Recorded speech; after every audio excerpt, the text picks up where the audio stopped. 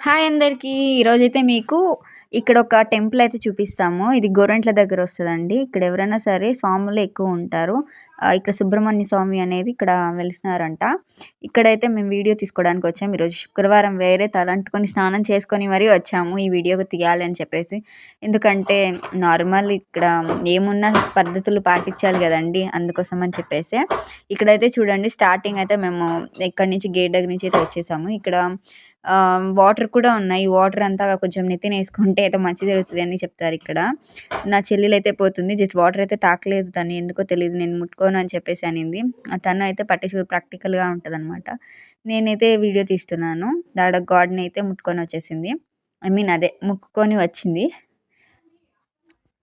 ఇప్పుడైతే మళ్ళీ మనం వచ్చేసి గుడి చూడ్డానికైతే వెళ్ళిపోతున్నాం. చూడండి ఇక్కడ పైకి ఇక్కడ పార్క్‌లాగా ఎంత బాగా సెట్ చేశారో. ఎంత నీట్‌గా పెట్టారంటే అసలు నీట్‌నెస్‌కే మనము 100కి 100 వేసేయొచ్చు ఇక్కడ మాత్రం.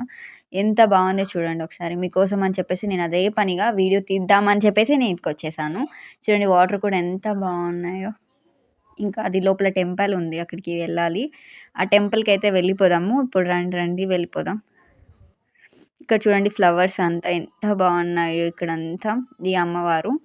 ఈ అమ్మవారితో ఒక సెల్ఫీ అయిపాయ్. ఇప్పుడైతే లోపలికైతే వెళ్ళిపోదాం. ఇక్కడ చూడండి పాత గోపురాలండి ఇవి. చాలా ఓల్డ్ అన్నమాట. ఇప్పటి తరానికి అయితే కానే కాదు. ఇవి చాలా తరానివి అంట. అంటే మన ముత్తాతల తరానివంట. ఇది కూడా అంటే లేపాక్షి ఎలా ఉందో సేమ్ యాజ్ ఇట్ ఈజ్ ఇది కూడా అలా ఉంది. ఎందుకంటే అది పెద్దది, ఇది చిన్నది. అంతేనండి తేడా. ఇక్కడ సీసీ ఫుటేజ్ కూడా ఉంది. అండ్ లైటింగ్ కూడా ఉంది చూడండి. చూడండి ఎంత నీట్‌గా పెట్టారో చూడండి. లోపలికైతే వెళ్ళిపోదాం రండి. మీరేమైనా వెళ్ళాలనుకుంటే కామెంట్ అయితే చేయండి. అడ్రెస్ అయితే మెన్షన్ చేస్తా. ఇది ఎక్కడో కాదు గోరెంటల్లోనే ఉంటది. గోరెంట్ల పార్క్ అని అంటారు. అంటే పార్క్ లాగా ఉందని చెప్పేసి నేను పార్క్ అన్నాను. ఇది ఒక టెంపుల్ సుబ్రహ్మణ్యం స్వామి టెంపుల్. ఓకేనా? టెంపుల్ అంటే చూడండి ఎంత బావుందో.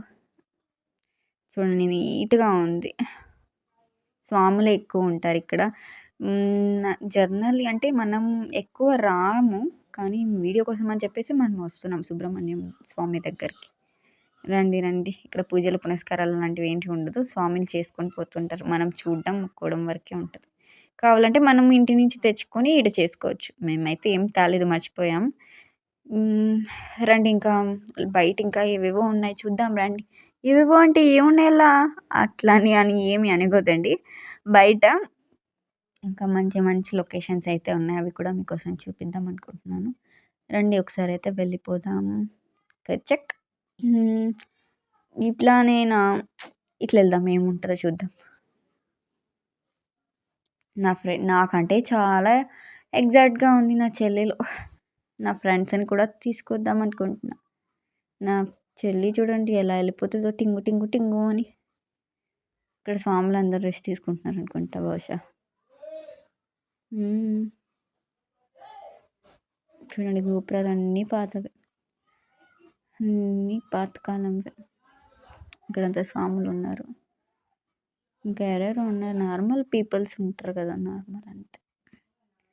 ఇంకా చూడండి మీకోసం ఇక్కడైతే నార్మల్ కూర్చొని కూడా కూర్చోవచ్చు. మన తాత వాళ్ళందరూ ఇక్కడొచ్చి మీటింగ్ పెడుతుంటారు నార్మల్‌గా. సిట్టింగ్ ఏస్తామంటారు కదా! అలాగా మీటింగ్ అంతే ఇక్కడ. చిన్నగా చూడండి ఎంత బావుందో.